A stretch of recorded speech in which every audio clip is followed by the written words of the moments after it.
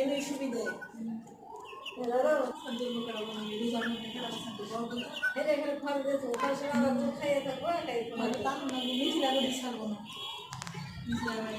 এনে থেকে